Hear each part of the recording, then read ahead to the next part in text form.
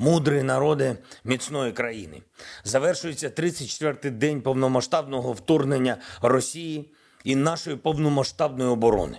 Успішної оборони. Впевнений, ви сьогодні бачили новину, що російське військове відомство нібито вирішило скоротити бойові дії на Київському та Чернігівському напрямах. Що ж, так... Negosiasi damai antara delegasi Rusia dan Ukraina di Turki dilaporkan tanpa jabat tangan satu sama lain. Diketahui dialog telah berlangsung dan selesai pada Selasa 29 Maret kemarin, di mana Presiden Erdogan menjadi mediator. Dilaporkan, dialog damai tersebut mencapai kesepakatan positif, di mana sejumlah pertempuran akan diredakan. Pembicaraan berlangsung di kantor Kepresidenan Dolmabahce Turki tersebut berlangsung 3 jam lamanya. Setelah perundingan, Rusia dikabarkan mengurangi aktivitas militernya di dekat Kiev dan Chernigov. Keputusan strategis ini diumumkan Wakil Menteri Pertahanan Alexander Fomin di Moskow pada Selasa 29 Maret.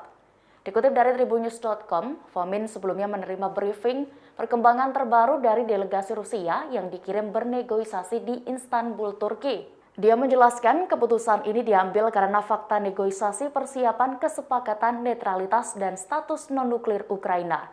Selain itu juga tentang penyediaan jaminan keamanan ke Ukraina memasuki fase praktis. Pengurangan aktivitas pasukan Rusia dekat Kiev dimaksudkan untuk meningkatkan rasa saling percaya dan menciptakan kondisi yang diperlukan untuk negosiasi lebih lanjut. Rincian lebih lanjut, Fomin menyebut akan diumumkan staf umum Rusia sekembalinya delegasi Rusia dari Istanbul. Dengan ini, Fomin sekaligus mengingatkan Ukraina untuk sepenuhnya mematuhi Konvensi Jenewa, termasuk yang berkaitan perlakuan manusiawi terhadap tawanan perang Rusia.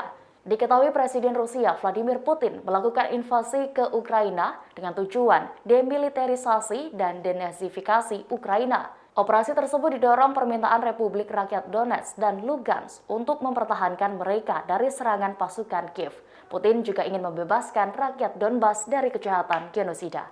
Мудрі народи міцної країни. Завершується 34-й день повномасштабного вторгнення Росії і нашої повномасштабної оборони. Успішної оборони. Впевнений, ви сьогодні бачили новину, що російське військове відомство нібито вирішило скоротити бойові дії на Київському та Чернігівському напрямах. Що ж, так можна сказати і про Чорнобаївку, ніби російська авіація просто вирішила поменше літати, а російська техніка поменше їздити. Я вдячний усім нашим захисникам, усім нашим захисницям, усім, хто забезпечує оборону Києва. Саме їхні хоробрі та ефективні дії змушують ворога відходити на цьому напрямку. Проте не варто втрачати пильність. Ситуація не стала легшою. Масштаб викликів не зменшився. Російська армія все ще має значний потенціал для продовження атак проти нашої держави. У них ще багато техніки і вистачає абсолютно безправних людей, яких вони можуть відправити в котел війни. Тому ми не розхолоджуємось, не знижуємо наші оборонні зусилля. Як на півночі нашої держави, так і в усіх інших регіонах України, куди тимчасово зайшли російські війська. Оборона України – це завдання зараз номер 1, а все інше – похідне від цього. Саме на такому фундаменті я розглядаю і повідомлення щодо переговорному процесі, який триває на різних рівнях з представниками Російської Федерації. Ворог досі на нашій території. Обстріли наших міст продовжуються. Маріуполь заблокований. Ракетні та авіаційні удари не припиняються. Це реальність, це факти. Тому Збройні сили України, наша розвідка, усі, хто долучився до оборони держави, це на сьогодні єдина гарантія нашого виживання.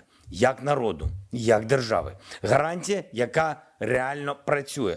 Так можна називати позитивними ті сигнали, які ми чуємо з переговорного майданчику. Але ці сигнали не заглушають розриви російських снарядів. Звісно, ми бачимо усі ризики, звісно, ми не бачимо підстав для довіри словам, що звучать від тих чи інших представників держави, яка продовжує воювати заради нашого знищення. Українці не наївні люди, українці вже навчилися і за ці 34 дні вторгнення, і за минулі 8 років війни на Донбасі, що довіряти можна лише конкретному результату. Фактам, якщо вони зміняться на нашій землі.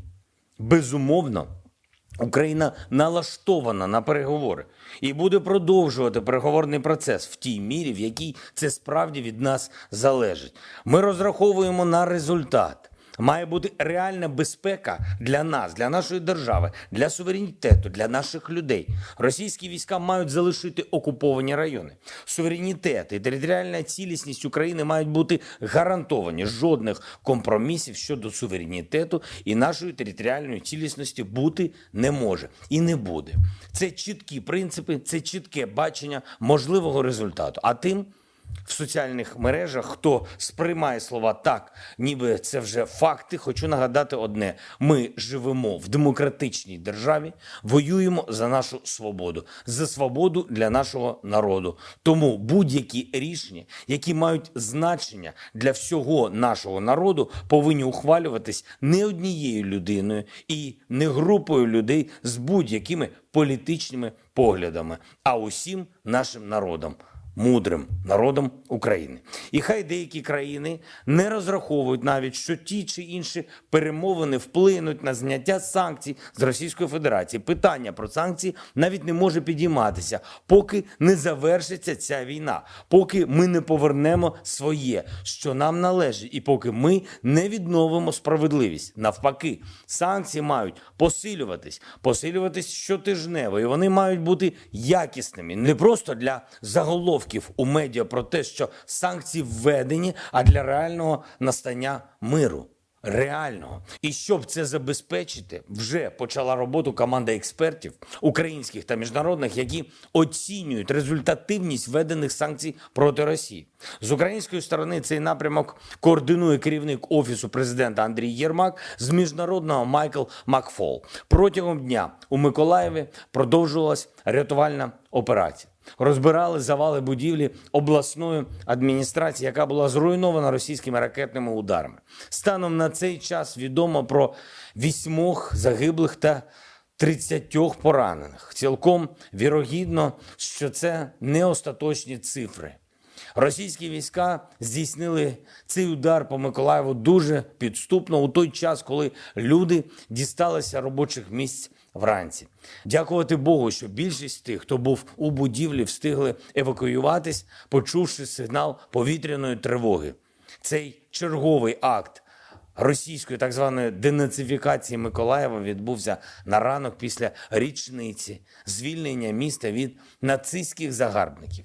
Миколаївці пам'ятають день 28 березня 1944 року і бачать, на кого схожі російські війська, які зараз намагаються захопити їх місто. Говорив про Миколаїв сьогодні у виступі перед парламентом Данії і перед данським народом. Запропонував суспільству цієї країни взяти участь у відбудові міста і області після війни. В рамках нашої програми відновлення України ми залучаємо держави-партнери, передові компанії, найкращих спеціалістів для того, щоб гарантувати швидкість і якість відбудови нашої держави. Як мені доповіли, у Данії сприйняли дуже позитивно цю пропозицію. Також є важлива новина від наших урядовців. Від сьогодні буде працювати новий функціонал нашого державного сервісу «Дія». Як я і обіцяв, держава відшкодує втрати будинку чи квартири внаслідок бойових дій. Кожен наш громадянин, кожна громадянка вже можуть подати відповідну заявку у «Дію». Подача заявок вже доступна у мобільному застосунку. Треба оновити додаток, щоб побачити цю нову послугу. А за тиждень буде доступним і офлайн у центрах надання адміністративних послуг. Сам по собі функціонал в «Дії» достатньо зручний, але усі необхідні деталі ще будуть роз'яснюватись нашим урядом. Головне, держава компенсує кожен метр втраченої нерухомості. Окрім того, урядовці сьогодні розширили програму допомоги тим установам, які підтримують переселенців із районів бойових дій. Інше важливе рішення. Направили 426 мільйонів гривень для виплати заробітних плат шахтарям.